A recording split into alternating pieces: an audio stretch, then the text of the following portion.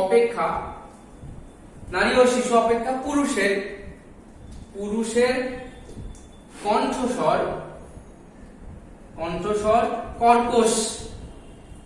কর্কশ ও মোটা শোনায় কেন? এই হচ্ছে তোমার প্রশ্ন। দেখো, নারী ও শিশু অপেক্ষা পুরুষের কণ্ঠস্বর কর্কশ ও মোটা শোনায় কেন?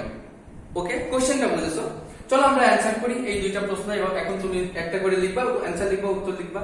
এখন এটা আমাদের ভোকাল কর্ড। আমরা কিন্তু আমাদের যখন কথা বলার, এই যে আমি তখন থেকে বকবক করে বলছি,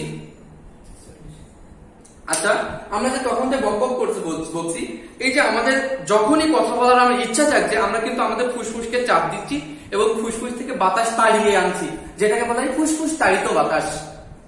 ফুসফুস তাড়িত বাতাস বের হয়ে এই কণ্ঠনালী বা আমরা ওই একটা বাতাসের নালী আছে, বাতাসের পাইপের মধ্য দিয়ে যখন আসছে তখন আমাদের এই ল্যারিংস বা স্বরযন্ত্রে পৌঁছাচ্ছে। এবং স্বরযন্ত্রের ভোকাল কর্ডে দুটি স্থিতিস্থাপক পর্দা আছে, যেটাকে ওই পর্দা দুটি কেঁপে উঠছে বাতাসের দ্বারা। এবং এটা যখন কেঁপে উঠছে তখন এই কম্পন শক্তিটা আমাদের মুখের মধ্যে যে বাতাস আছে, মুখগহ্বরে বাতাসকে চাপের সৃষ্টি করছে, ফলে ঠোঁট উন্মুক্ত হয়ে যাচ্ছে এবং সেই বাতাস পরিবেশে আসছে এবং পরিবেশের বায়ুমণ্ডলকে সংকোচন প্রসারণ করে মানে আরেকজনের কানে পৌঁছাচ্ছে বা চারিদিকে সঞ্চালিত করছে। এটা যদি নরমাল চিন্তা করি, আমরা জানি এই পরিবেশে কিন্তু নাইট্রোজেন আছে কত পার্সেন্ট? 78%। আবার জানি আমরা অক্সিজেন আছে কত? 21%।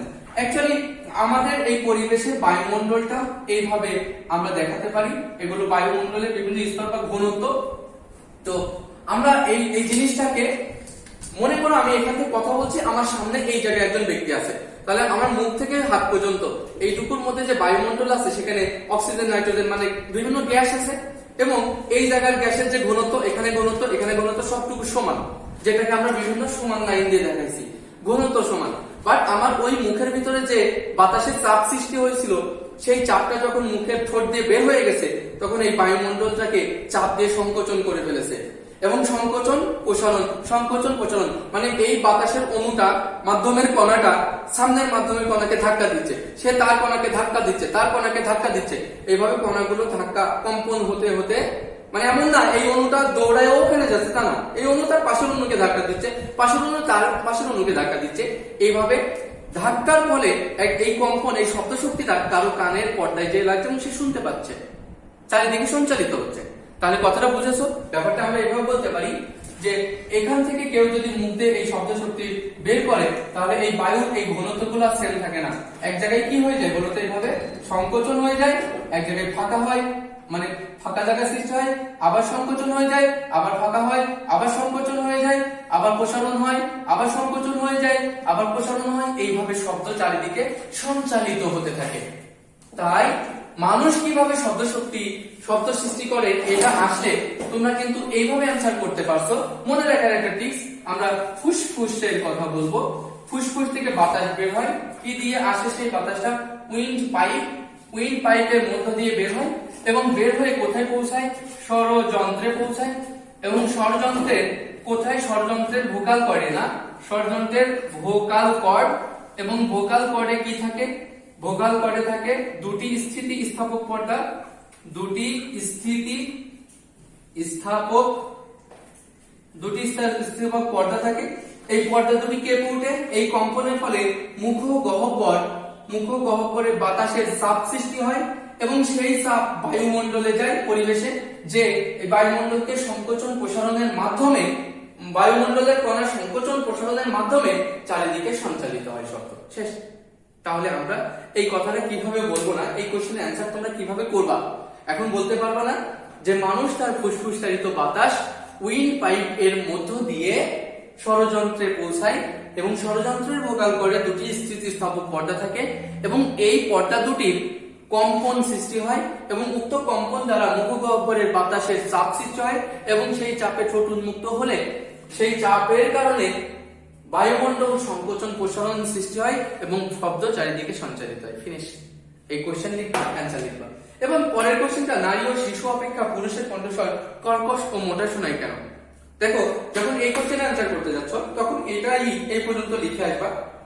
বলবা মানুষ ফুসফুসজাত বাতাস উইন্ড পাইপের মধ্য দিয়ে ষড়যন্ত্রে পৌঁছায়। ষড়যন্ত্রের ভোকাল কর্ডে দুটি স্থাপক পর্দা থাকে এবং পর্দা দুটি কম্পিত হয়, ফলে শব্দ সৃষ্টি হয়। কিন্তু এক্ষেত্রে দেখা যায় শিশু এবং নারীদের ক্ষেত্রে এই ভোকাল কর্ডের পর্দা দুটি পাতলা এবং হালকা থাকে, যার কারণে বেশি কম্পিত হয়। তাই শিশু নারীদের কণ্ঠস্বর তীক্ষ্ণ এবং চিকন শোনায়।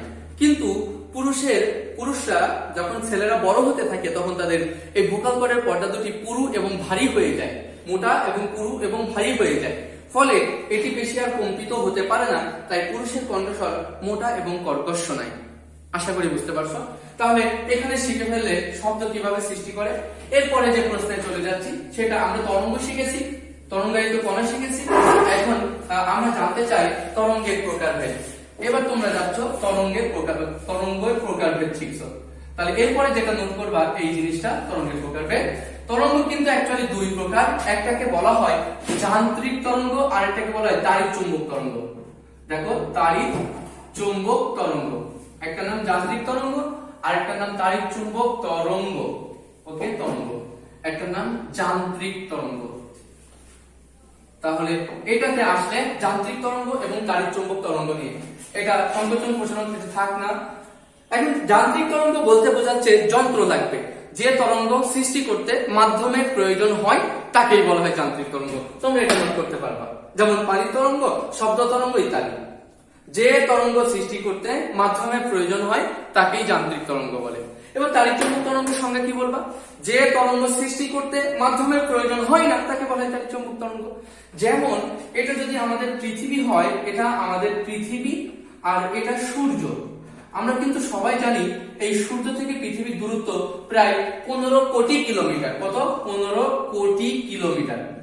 এখন 15 কোটি কিলোমিটার, বাট পৃথিবী থেকে সেই ট্রোপোমণ্ডল, স্ট্র্যাটোমণ্ডল, মেসোমণ্ডল, ওজোন মণ্ডল, আয়নমণ্ডল যাই বলো, এই পৃথিবী থেকে 60-70 কিলোমিটার পরে কিন্তু এর উপরে আর বাতাস টাতাস এর উপরে আর নেই, মহাশূন্য সৃষ্টি হয়েছে। তারপর সূর্য থেকে আমরা বলি আলো আসছে না, গামা রশ্মি আসছে না, আল্ট্রাভায়োলেট রশ্মি আসছে না, সূর্য থেকে আসছে। কিন্তু তারাও তো আলো যে আসছে সেটাও তো তরঙ্গ আকারে, আলো আসছে কি তরঙ্গ আকারে। তাহলে আমরা বললাম এই তরঙ্গ সৃষ্টি করতে মাধ্যমের প্রয়োজন হয়নি। তাহলে আলোক তরঙ্গ এক ধরনের তাড়িৎ চৌম্বক তরঙ্গ। তাহলে বিভিন্ন তাড়িৎ চৌম্বক তরঙ্গ আছে, এগুলো জাস্ট তোমরা জানার জন্য, নোটের জন্য না, নোট লাগবে না। নোট আমি যেগুলো এই সাইডে লিখছি সেগুলো করলেই হবে।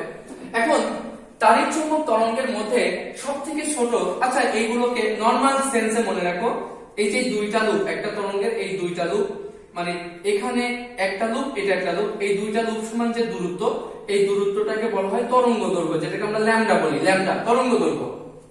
এখন গামা রশ্মি যে বলি, গামা রশ্মি, এই যে তাড়িৎ চৌম্বক তরঙ্গের উদাহরণগুলো জানতে হবে। গামা রশ্মি এটা একটা তাড়িৎ চৌম্বক তরঙ্গের উদাহরণ। তো গামা রশ্মি আর কিছু না, একটা তরঙ্গ যেটা তরঙ্গ দৈর্ঘ্য অতি ক্ষুদ্র, অতি ক্ষুদ্র, মানে এই তরঙ্গ দৈর্ঘ্যটা খুবই ক্ষুদ্র। অ্যাকচুয়ালি বলা যায় এই তরঙ্গটা 10⁻11 মিটারের থেকেও ছোট, এই গামা রশ্মির তরঙ্গ দৈর্ঘ্য। তার মানে সে কতটা ক্ষুদ্র তরঙ্গ, 1 মিটার জায়গা এতটুকুই নাই হলো। এটাকে প্রায় 10,000, একের পর 7 শূন্য মানে 1 কোটি, আরো আছে 11, আরো 4টা শূন্য মানে 10,000 কোটি। 1 মিটার জায়গাকে 10,000 কোটি ভাগে ভাগ করলে যে একটা ছোট্ট ক্ষুদ্র জায়গা পাবা, ওই ক্ষুদ্রটাই হলো গামা রশ্মির তরঙ্গ দৈর্ঘ্য। তাহলে সে কত ক্ষুদ্র ভাবে যাচ্ছে, যে জন্য আমরা এই গামা রশ্মিটাকে দেখতে পাই না। আবার তুমি যদি বলো এক্স রশ্মি তারও তরঙ্গ দৈর্ঘ্য 10⁻10 মিটারের কাছাকাছি। ওকে, সেটা তরঙ্গ দৈর্ঘ্য ছোট, সেটাও আমরা দেখতে পাই না। তারপরে আছে, তার মানে গামা রশ্মির পর কি এক্স রশ্মি।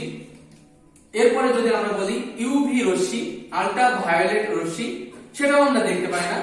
তার মানে তার তরঙ্গ দৈর্ঘ্য অনেক ছোট।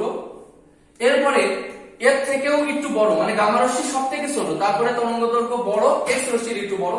এরপরে কি আছে, আল্ট্রাভায়োলেট রশ্মি আর একটু বড়। তারপরে এরকম তরঙ্গ আছে যেগুলো তরঙ্গ দৈর্ঘ্য 400 থেকে 700 ন্যানোমিটার, যেটাকে আমরা বলি দৃশ্যমান আলো।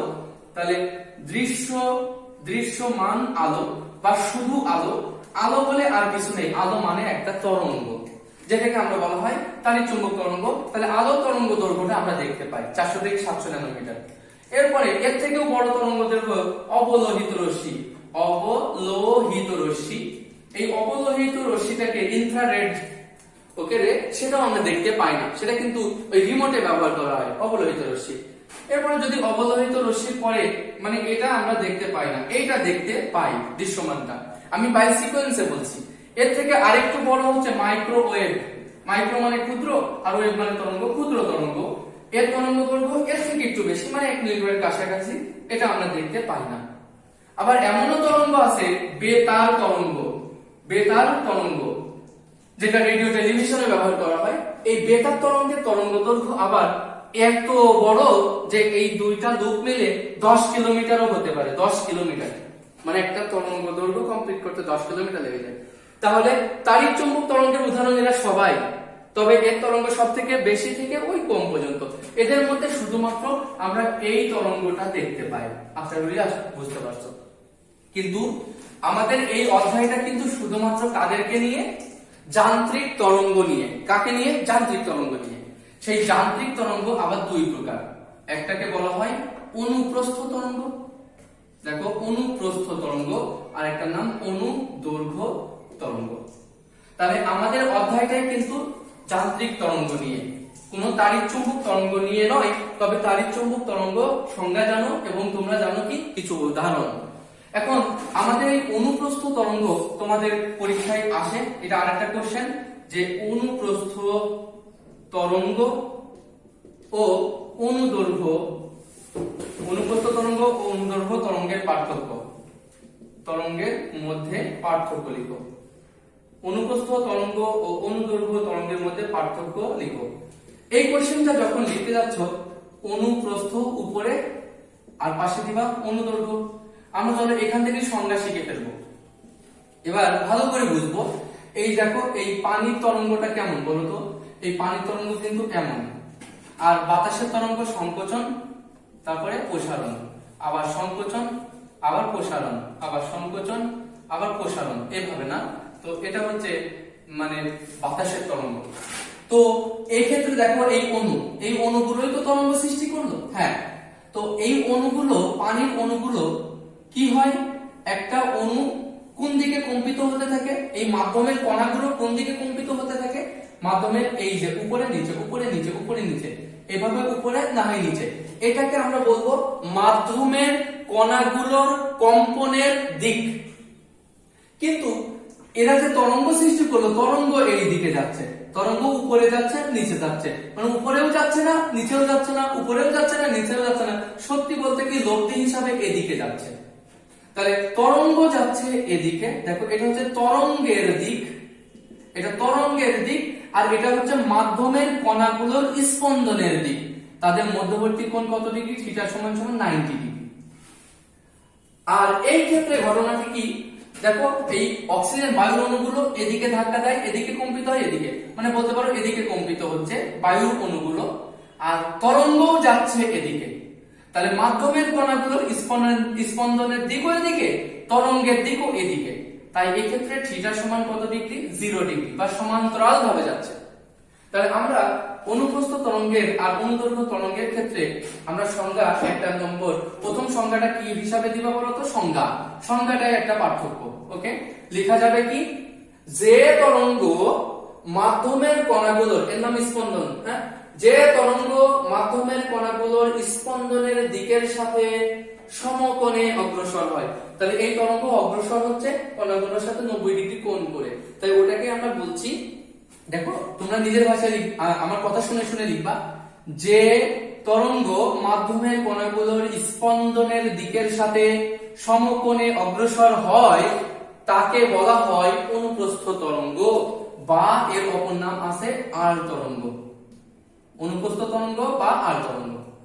আর এটা সংজ্ঞা দিবা, যে তরঙ্গ মাধ্যমের কণাগুলোর স্পন্দনের দিকের সাথে সমান্তরালে অগ্রসর হয় তাকে বলা হয় অনুদৈর্ঘ্য তরঙ্গ বা লম্বিক তরঙ্গ। সংজ্ঞা দিয়ে পার্থক্য করলে একটা 2 নম্বর। আচ্ছা, এই জিনিসটার নাম কিন্তু তরঙ্গ শীর্ষ, এর উপরে আর তরঙ্গ উঠে না। আর এই জিনিসটার নাম কিন্তু তরঙ্গপাদ। এটা তরঙ্গ শীর্ষ, এটা তরঙ্গপাদ। তাহলে এটাকে আমরা বলছি তরঙ্গ শীর্ষ, আর এটা তরঙ্গের পাদবিন্দু, তাই এটার নাম তরঙ্গপাদ। আর এটা আমরা বলবো সংকোচন, আর এটার নাম হচ্ছে প্রসারণ। প্রসারণ। এবার আসো যে অনুপ্রস্থ তরঙ্গ কিভাবে অগ্রসর হয়। দেখো একবার তরঙ্গ শীর্ষ তরঙ্গ পদ সৃষ্টির মাধ্যমে অগ্রসর হয়। তাই 2 নম্বর পার্থক্যে বলছো অনুপ্রস্থ তরঙ্গ অনুপ্রস্থ তরঙ্গ পর্যায়ক্রমে, দেখো এটাই লিখা, অনুপ্রস্থ তরঙ্গ পর্যায়ক্রমে তরঙ্গ শীর্ষ ও তরঙ্গ পদ সৃষ্টির মাধ্যমে অগ্রসর হয়। আর এর পার্থক্য কি লেখা যাবে বুঝতেই পারছো। অনুদৈর্ঘ্য তরঙ্গ পর্যায়ক্রমে সংকোচন ও প্রসারণ সৃষ্টির মাধ্যমে অগ্রসর হয়। ক্লিয়ার না? এরপরে 3 নম্বর পার্থক্য দিচ্ছ। দেখো এটার নাম তরঙ্গ শীর্ষ, এটার নাম তরঙ্গ শীর্ষ। এই পাশাপাশি দুটি তরঙ্গ শীর্ষের যে মধ্যবর্তী দূরত্ব সেটাকেই বলা হয় তরঙ্গ দৈর্ঘ্য ল্যামডা। অথবা এই পাশাপাশি এটাও তরঙ্গ পদ, এটাও তরঙ্গ পদ, এদের মধ্যবর্তী যে দূরত্ব তার নামই তরঙ্গ দৈর্ঘ্য ল্যামডা। আর এটা সংকোচনের মধ্যবিন্দু, এটা সংকোচনের মধ্যবিন্দু, এদের মধ্যবর্তী দূরত্বকেও বলা হয় তরঙ্গ দৈর্ঘ্য ল্যামডা। এটা প্রসারণ, এদের মধ্যবর্তী দূরত্বকেও বলা হয় তরঙ্গ দৈর্ঘ্য। দেখো তরঙ্গ দৈর্ঘ্যের অনেক অনেক সংজ্ঞা দেওয়া যায়। তাহলে তরঙ্গ দৈর্ঘ্যের সংজ্ঞা এখানে আমরা কি বলতে পারি, এই জায়গায় লিখবা পার্থক্য হিসাবে, এই জায়গায় লিখবা যে অনুপ্রস্থ তরঙ্গের ক্ষেত্রে পাশাপাশি দুটি তরঙ্গ শীর্ষ অথবা পাশাপাশি দুটি তরঙ্গ পাদ নিয়ে তরঙ্গ দৈর্ঘ্য গঠিত হয়। আর এর ক্ষেত্রে কি লিখবা 3 নম্বর পার্থক্য হিসাবে, অনুদৈর্ঘ্য তরঙ্গের ক্ষেত্রে পাশাপাশি দুটি সংকোচন অথবা পাশাপাশি দুটি প্রসারণ নিয়ে তরঙ্গ দৈর্ঘ্য গঠিত হয়। আশা করি ক্লিয়ার। এবং 4 নম্বর পার্থক্য দিবা উদাহরণ, 4 নম্বর উদাহরণ, যেমন পানির তরঙ্গ একটি অনুপ্রস্থ তরঙ্গের উদাহরণ বলে, এরকম পানির তরঙ্গ বলে একটা ছবি দিয়ে দিবা, শেষ। আবার বলবা যেমন বায়ুর তরঙ্গ না বলে শব্দ, যেমন শব্দ তরঙ্গ অনুদৈর্ঘ্য তরঙ্গের উদাহরণ বলে সংকোচন প্রসারণ, এভাবে একটা ছবি দিয়ে দিবা, শেষ। আশা করি এই অনুপ্রস্থ তরঙ্গ এবং অনুদৈর্ঘ্য তরঙ্গের মানে মোটামুটি সংজ্ঞা শিখেছো। তাহলে এই পর্যন্ত আমরা অনেক কিছু শিখে ফেলেছি। এখন নতুন একটা কিছু চলো করি, তরঙ্গ সম্পর্কে আরো জানবো এখন।